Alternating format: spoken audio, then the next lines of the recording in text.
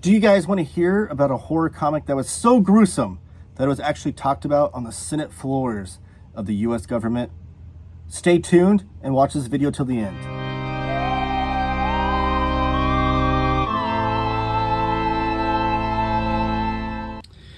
Welcome to Taylor Talks Comics. Today we're talking about Foul Play by Jack Davis, the latest release from Fantagraphics in the EC Artist Library.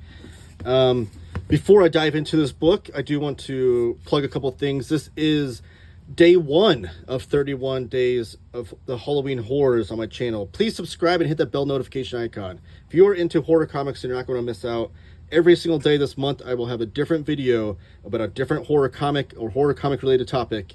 At least one video a day. So there might be days with more than one. And you don't want to miss out on that, especially if you are a horror fan. But today I'm talking about Foul Play by Jack Davis. And this is a collection. I've showed these off on my channel quite a bit. These are the EC Artist Library by Fantagraphics. This is how they're collecting the EC comics, as opposed to like the Dark Horse route where they're collecting them issue by issue. These are artist-centric hardcovers. I have videos on my channel, a playlist for EC comics if that's something you're into as well. And I'll have a playlist of the Halloween horrors too. So if you're coming across this video late in the month, there'll be a whole playlist of all the videos for the month as well. But yes, so these hardcovers are beautiful. They're beautifully designed. The original designer for these collections was Jacob Covey. And this is the 37th volume so far that has come out in the line. I have all 37 volumes. Stay tuned because this month I will be showing off all 37 volumes. I do have a previous video on my channel showing off, I think, the first 30 volumes or so.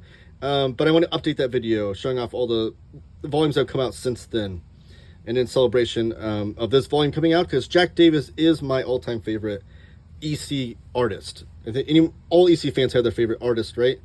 Jack Davis is mine. I want to hear who yours are, actually. So who is your favorite EC comic book artist? Put that in the comments down below. I want to hear your thoughts on that. So you can see George Romero has a blurb on here. There's just something about Jack Davis's art or stuff that blows me away. Even when he's drawing a gross out, he just makes me laugh. And that's such a great way to describe Jack Davis, which we'll talk about when we get into this book. Now, the beginning of the intro of this video, I was talking about the story Foul Play that was talked about on the Senate floor hearings from Frederick Wortham's studies with seduction of the innocent, that then led to the Senate hearings and then led to the self-policing Comics Code Authority in the comics industry. And we'll get to that story in a second, but I want to show off all the things that this book has to offer. This is the thickest volume of the whole EC Artist Library, and this collects a lot of Jack Davis's latter day horror comics that he has. There's a great intro page there. In these books, the thing I love about them, besides the great artwork and great stories, is all the historical context that is involved as well. I'm something of a comic book historian, or wannabe historian. I'm constantly trying to learn about anything I can about comic book art and the history thereof. So I appreciate collections like this. And right away on the indicia here, you'll see first appearances. So all the stories and what issues they originally appeared in. So if you see a story you like and you want to figure out which single issue it was in so you can go back and collect it, that's there as well. Intro page here, all illustrated by Jack Davis. And then the writers here, you got Otto Binder, Ray Bradbury, Johnny Craig, Jack Davis himself, Al Feldstein, Jack Olick, and Carl Wessler. The introduction is written by Tommy Burns, the EC fan addict. He has his own YouTube channel, which I implore you to go subscribe to that as well, and his own Facebook page. So if you're into EC comics, there's the EC fan addict group on Facebook, which is one of my favorite Facebook groups to chat comics in. And the appreciation at the back is written by Grant Geisman. Great table of contents in here. Great design too with some of the Jack Davis art. But tells you all the stories in order, what page they start on. And tells you who wrote the story, the script, and the art by all of them. And it continues on to the next page. And then here's the great intro biography piece by Tommy Burns. And these are so well written and so well researched. I can't implore you enough to read these. Tommy Burns does a great job writing, how Jack Davis felt about these stories and the kind of behind the scenes aspects to it. And then he breaks down, which is something they do in all these volumes as well, breaks down story by story, little background knowledge, behind the scenes knowledge of each story within this volume, which is amazing. And it's even more compelling when you get to things like this, where this was the original panel for this story. And then EC Comics actually self-policed their comics in this one instance, self-censored, and actually took out the axe in this guy's head. Which it was a rare occurrence because EC was known for, especially during this era, the latter parts before the Comics Code Authority came down in the Senate hearings, having even more gruesome terror, and that's why parents were up in arms about what these were doing to the kids' brains and whatnot. Now, this story is uncensored in this volume, which is great. It originally was released like this, which is like this weird shiny piece sticking out of his head. You can't really tell what's going on there, even though previously in the story you see the hatchet would come down into his head. But they even like etched out some of the blood work and stuff on his forehead. Uncensored within the story, which is awesome.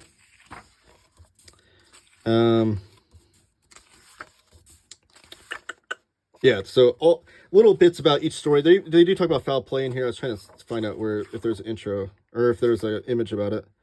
I think it's right here. Yeah, there's a big piece about foul play. Oh, right here. Search right here. Page 85. And Frederick Wortham and how he felt about it. And how it took... they actually talked about foul play in his book, Seduction of the Innocent, and also on the Senate floor. And you even get this opening quote from Jack Davis where he says, EC was turning out mostly the horror bit, which I particularly didn't like, but I had to do it because it was money, it was work.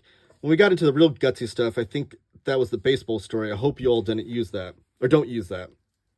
And he laughs. The Southern gentleman, Jack Davis. He wasn't into the horror comics necessarily, but he was a great, great artist with horror. And Tommy Burns even kind of apologizes that it's not just included in this volume. That was a quote from a different interview, by the way. But not only is it included in this volume, but it's the title of this volume. Each of these volumes are titled after one story within them. Here's a great ad piece that Jack Davis drew for the new Direction mags for EC.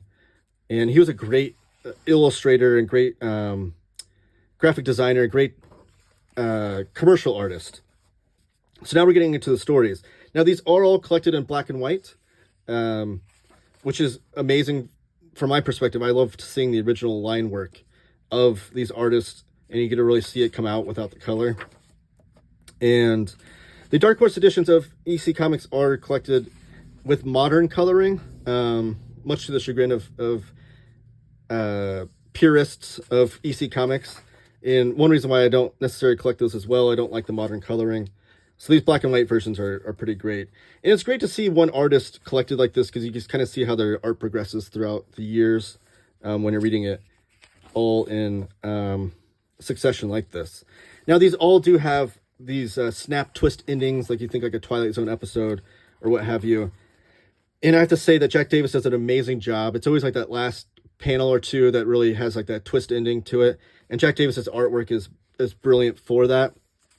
And you can see that he had like this cartoony kind of style about it. But when you have like, it's kind of subverts that cartoony look to it. And then when you have something that really gruesome, which a lot of these stories, like this is the more gruesome side of the horror side of EC Comics. Like this is the stuff that was getting him in trouble with the Senate and those things. So when you mix that cartoony style with these snap endings and these really gruesome endings, it just like works in this really subversive kind of way that I absolutely love. Like this was such a blast to read through this book. I couldn't put it down.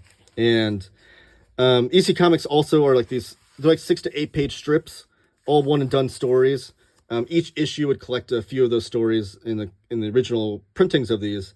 So these are really quick reads, and you don't have to sit down and read them all. You don't have to binge through them all, but you can sit down and read, a few stories, and get through 20 pages or so, and have a lot of fun with it, and put it back down. They're good bedside table comics, in my opinion, for that reason, because they were like an anthology. Now, I do want to get to the foul play story, because that's like the famous one, and it's the title image here. So foul play was the story that they talked about on the Senate floor, and it appeared in some documentaries. There's even a interview with a kid that claimed it made him puke and vomit just reading the story. So all the great advertising you want, that it's making children puke, it's disgusting, it's grotesque, like all those things that you want to hear. But the great thing about this too, though, is that it's Jack Davis drawing a baseball story. And Jack Davis is famous for his commercial art, where he was drawing a lot of images for like Sports Illustrated back. I think he did Sports Illustrated back when Sports Illustrated actually meant illustrations, when they had before there was all just photographs and whatnot. But he's also done a lot of commercial art for a bunch of college and pro teams. If you just look up Jack Davis like sports art on Google, you can see a lot of great imagery from him on there. So it's fun for me to see him doing this baseball story. And this is one that I'll kind of spoil for you a little bit, just because I do want to talk about the ending. So if you don't want any spoilers, then skip ahead like 20 seconds or so. I'm just gonna do it real quickly. But you see right away, this is one of the panels that was used, or these two panels right here were the ones that were like really talked about on the Senate floor hearings. What happens is there's like a double cross within this baseball rivalry, and one of the men is completely dismembered to where some of his entrails are creating the base path. You see his heart right there is the home plate. Here's his head being used as the ball, and then this guy's got like this really horrific like torso as his like catcher's gear. This really horrific imagery, but done in that cartoony style where it's almost tolerable because it is in that cartoony style, that it's not so grotesque and whatnot. Honestly, that kind of reminds me a little bit of Eric Powell's work on Did You Hear What Eddie Gein Done, which is a newer story about the horrific real person of Ed Gein, which that comic book will be showing up on my Halloween horrors, by the way. So that'll be one of the days this month. Again, subscribe to the channel. You don't want to miss out on any of this horror comic topics, I promise. But here's the uncensored version of that story. So you can see these cleavers were edited out on all these panels. And that's the image that you saw in the title picture, or in the biographical part, that Tommy Burns was talking about right here.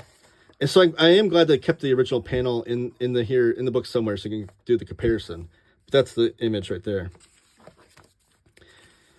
But just amazing stuff. And one more thing about these twist endings too is that EC Comics always had, they called it their just desserts, that it's like the stories will be this horrific person doing these horrific things, or kind of these crooked things in their life, and then they get their comeuppance by the end of the story.